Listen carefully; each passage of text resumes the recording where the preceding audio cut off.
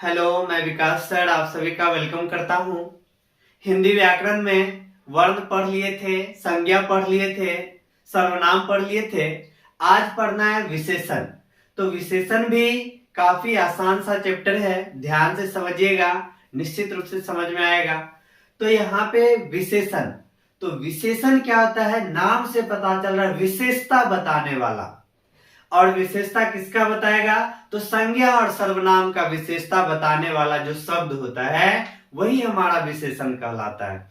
जैसे संज्ञा में पढ़े थे, कोई भी व्यक्ति जैसे राम या किसी भी चीज का नाम होता है वो हमारा संज्ञा होता है। जैसे हम लोग बोल दिए मोहन, तो ये संज्ञा हो गया।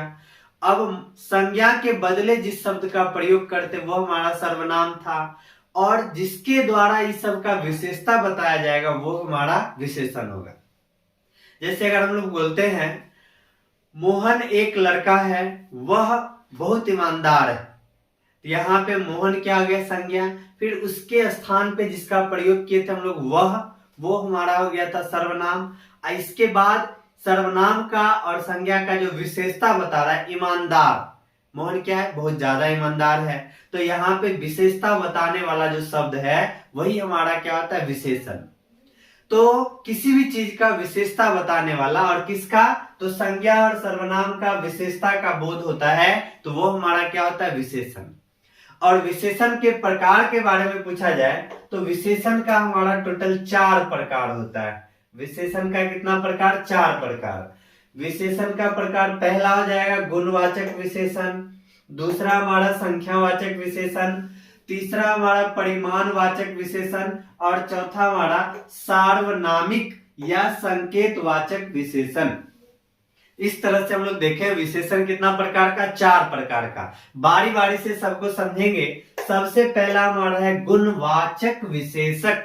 नाम से पता चल रहा है गुणवाचक विशेषण, मतलब जहां पे जिस विशेषण शब्द से किसी भी का गुण प्रकट होता है, गुण प्रकट होता है, तो वो हमारा गुणवाचक विशेषण कहलाता है।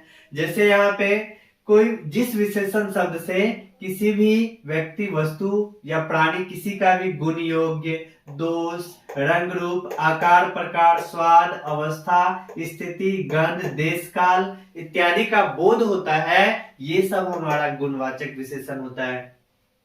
अब गुण योग्य, जैसे किसी के अंदर का गुण बहुत ज्यादा परिश्रमी है, बहुत ज्यादा मेहनती है, तो मेहनती यहाँ पे क्या है? गुण है। ईमानदार है, ईमानदारी क्या है? यहाँ पे गुण है।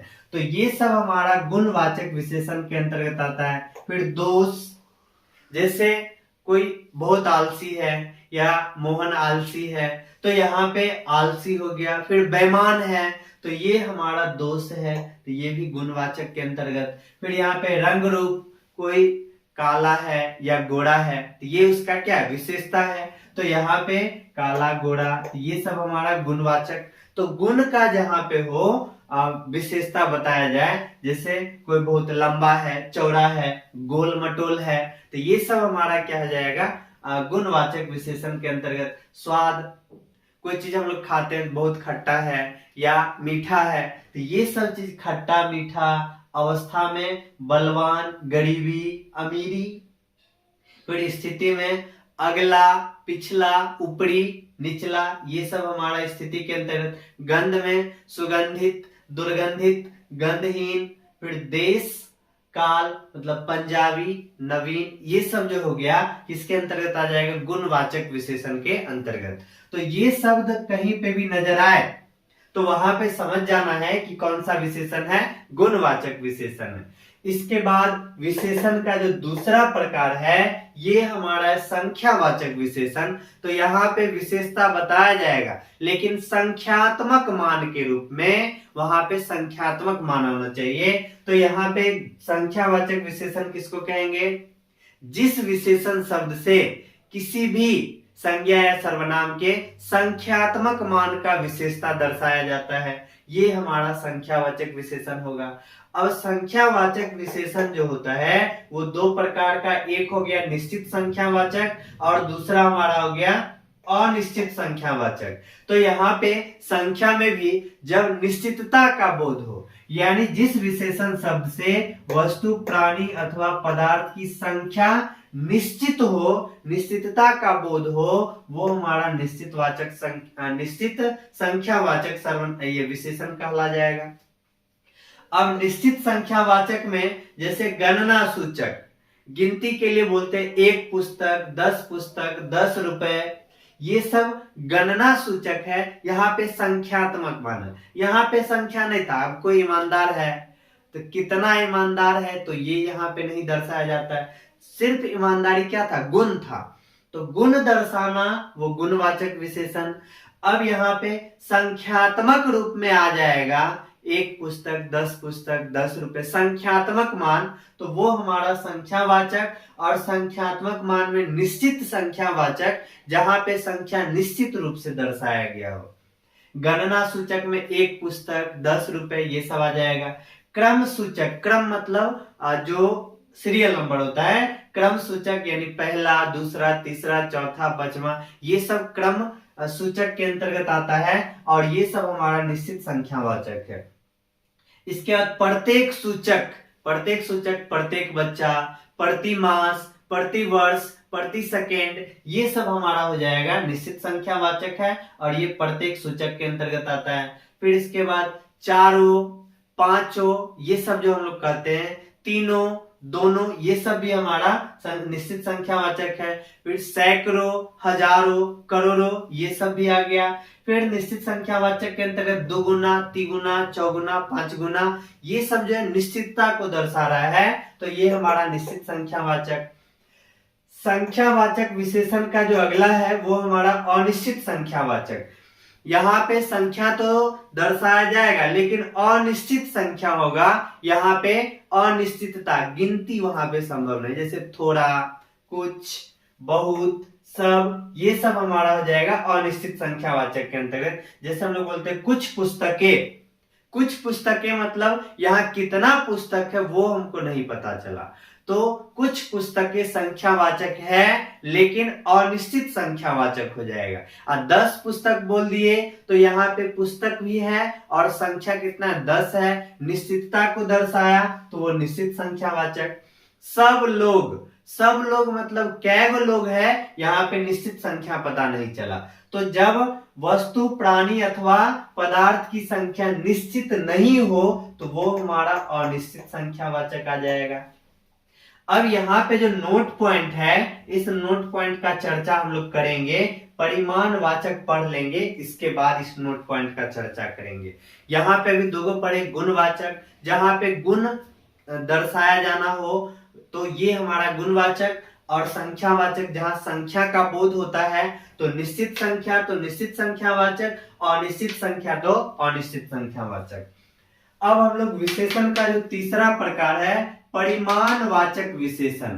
परिमाणवाचक विशेषण क्या होगा, जिस विशेषण शब्द से किसी वस्तु पदार्थ के माप या नाप तोल का बोध होता है। ध्यान रखिए, गुणवाचक मतलब गुण का बोध होगा, संख्यावाचक मतलब संख्यात्मक रूप में आएगा, परिमाणवाचक मतलब हो गया नाप तौल, कोई भी पदार्थ है नाप तौल का बोध होगा तो वो समझ जाना है परिमाणवाचक विशेषण। यहाँ पे परिमाणवाचक विशेषण जो है ये भी हमारा दो तरह का, निश्चित परिमाणवाचक और अनिश्चित परिमाणवाचक। निश्चित परिमाणवाचक मतलब हो गया कि यहाँ पे जिस परिमाणवाचक विशेषण से निश्चित परिमाण का बोध हो वो हमारा निश्चित परिमाणवाचक विशेषण हो जाएगा। जैसे यहाँ पे 4 गज कपड़ा, 4 गज कपड़ा एक निश्चित हो गया मान। यहाँ पे 10 लीटर दूध, 10 लीटर दूध तो यहाँ पे परिमाण है और दूध को हम लोग नाप तोल सकते हैं, तो यहाँ पे 10 लीटर जो है दूध है तो दूध को नापा तोला जा सकता है और ये एक निश्चित है, इसलिए इसको निश्चित परिमाणवाचक के अंतर्गत रखा गया है। अब इसके बाद अनिश्चित परिमाणवाचक जो हो जाएगा, जिस परिमाणवाचक विशेषण में निश्चित परिमाण का बोध नहीं हो। निश्चित परिमाण का बोध हो तो निश्चित वाचक और अनिश्चित परिमाण का बोध हो तो अनिश्चित परिमाणवाचक। मतलब यहाँ पे परिमाण का निश्चितता यहाँ पे नजर नहीं आएगा। जैसे कुछ आम, कुछ आम मतलब कितना आम यहाँ पे पता नहीं चल रहा है। थोड़ा पानी, थोड़ा पानी, पानी है लेकिन क्या है, थोड़ा है। कम चीनी, थोड़ा दूध। अब यहाँ पे देखिए, अब हम इस नोट पॉइंट पे चलेंगे। यहाँ पे देखिए, यहाँ पे भी हमको कुछ, थोड़ा, कम ये सब नजर आया, और कुछ, थोड़ा ये सब बात जो है हम लोग को यहाँ पे अनिश्चित वाचक विशेषण में भी नजर आया था। तो यहाँ पे ध्यान रखिएगा, जब हम अनिश्चित परिमाणवाचक विशेषण का बात करेंगे और यहाँ पे अनिश्चित आया, तो ये हमारा है नाप तौल वाला वस्तु। ध्यान रखना है, नापने तौलने वाला वस्तु के लिए अगर कुछ, थोड़ा ये सब शब्द का प्रयोग हुआ तो ये हमारा परिमाणवाचक विशेषण के अंतर्गत अनिश्चित परिमाणवाचक विशेषण हो जाएगा। जब हम नाप तौल का वहां पे दर्शाया जाना हो, नापने तौलने वाला बात हो, तो वो हमारा हो जाएगा कुछ, थोड़ा ये सब का जो उपयोग कर रहे हैं वो हमारा अनिश्चित परिमाणवाचक। और जब नापने तौलने वाला बात नहीं होगा उस समय कुछ, सब, थोड़ा बहुत ये सब हमारा अनिश्चित संख्यावाचक के अंतर्गत आ जाएगा। तो यही नोट पॉइंट है, कुछ, सब, थोड़े, बहुत, अधिक ऐसे विशेषण हैं जो परिमाणवाचक तथा संख्यावाचक दोनों ही रूप में प्रयुक्त किए जाते हैं। तो ये सब जो है परिमाणवाचक के रूप में भी प्रयोग किया जाता है और संख्यावाचक के रूप में भी प्रयोग किया जाता है। कुछ, सब, थोड़े, बहुत, अधिक ये सब का जो है दोनों के रूप में प्रयोग होता है। लेकिन ध्यान रखना है, यदि गिनी जाने वाली वस्तु हो, यानी गिन सकते हैं, तो वो सब हमारा संख्यावाचक हो जाएगा। अन्यथा नापने तौलने वाला वस्तु हो तो वो सब हमारा हो जाएगा अनिश्चित परिमाणवाचक के अंतर्गत। तो यहाँ पे क्लियर है नोट पॉइंट। अब हम लोग विशेषण का जो चौथा प्रकार है वो देखते हैं, सार्वनामिक या संकेतवाचक विशेषण। यहाँ पे ध्यान रखना है, जिस विशेषण शब्द से किसी के विषय में संकेत पाया जाए, नाम से पता चल रहा है संकेतवाचक विशेषण, यानी सांकेतिक रूप में वहां पे हम लोग को नजर आए। जैसे हम बोल दिए उस व्यक्ति, तो किसी के तरफ हम लोग संकेत के रूप में दर्शा रहे हैं कि वो जो व्यक्ति है उसको बताओ उस व्यक्ति के बारे में। कोई सज्जन, कौन लोग, जो व्यक्ति, वह बच्चा, ये सब हमारा जो है सांकेतिक रूप में बोध होता है, संकेत के रूप में बोध होता है, तो वो हमारा संकेतवाचक विशेषण या सार्वनामिक विशेषण कहलाएगा। जैसे यहाँ पे देखिए, कोई सज्जन आए हुए हैं, मतलब कोई सज्जन आए हुए हैं, तो यहाँ पे कोई सज्जन जो हो गए, यहाँ पे हम सांकेतिक रूप में दर्शा रहे हैं कि कोई सज्जन जो है आए हुए हैं। फिर कौन लोग आए हुए हैं, तो कौन लोग आए हुए हैं, तो यहाँ पे कौन लोग जो है ये भी हमारा क्या है, सांकेतिक रूप हो गया।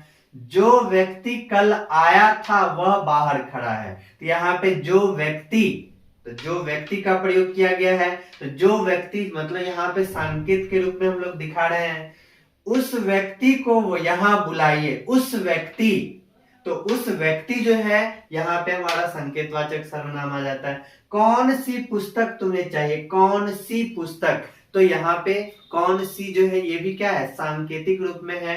तो जब संकेत का बोध हो, संकेत पाया जाए, तो वो वहां पे हमारा संकेतवाचक विशेषण कहला जाएगा। तो विशेषण का चारों प्रकार देख लिए। अब थोड़ा सा कुछ पॉइंट को देखिए, यहाँ पे हमारा विशेष्य है। तो विशेष्य क्या होता है, संज्ञा और सर्वनाम अर्थात जिनकी विशेषता बताई जाए। मतलब विशेषण में हम लोग क्या करते हैं, संज्ञा और सर्वनाम का विशेषता बताते हैं। तो विशेषता बताने के क्रम में जिसका विशेषता बताया जाए वो हमारा हो जाएगा विशेष्य। जैसे लाल मिर्च, तो यहाँ पे लाल मिर्च बोले हैं, तो किसके बारे में बोले, मिर्च के बारे में बोले हैं। तो ध्यान रखिए यहाँ मिर्च क्या है, विशेष्य है। तो जिसका विशेषता बताया जाए, संज्ञा या सर्वनाम में जिसका विशेषता बताया जाता है वो हमारा क्या कहलाता है, विशेष्य कहलाता है। अब एक पॉइंट है प्रविशेषण। प्रविशेषण क्या हो जाएगा, प्रविशेषण मतलब हो गया विशेषण की विशेषता। यहाँ पे क्या है, विशेषण की विशेषता प्रकट हो, मतलब जिस शब्द से विशेषण की विशेषता प्रकट होता है, ये सब हमारा क्या कहला जाता है? प्रविशेषण कहलाता है। जैसे यहाँ पे देखिएगा, इसको थोड़ा सा ठीक कर देते हैं।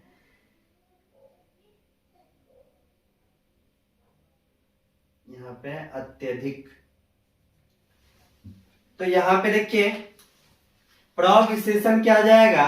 विशेषण की विशेषता प्रकट हो, वो हमारा प्रविशेषण कहला जाएगा। यहाँ पे बहुत, बहुत अधिक, अत्यधिक, बड़ा, खूब, बिल्कुल, थोड़ा, कम, ठीक, पूर्ण, लगभग, ये सब हमारा प्रविशेषण हो जाता है। जैसे वह बड़ा भोला है, मतलब यहाँ पे विशेषण का विशेषता प्रकट होता है। भोला तो है लेकिन क्या बड़ा भोला है, तो यहाँ पे बड़ा शब्द जो हो गया ये हमारा प्रविशेषण के अंतर्गत। जैसे मोहन बहुत चतुर है, मोहन चतुर है यानी चालाक है, लेकिन क्या बहुत चतुर है, तो यहाँ पे जो हमारा बहुत हो गया ये विशेषण का विशेषता प्रकट कर रहा है।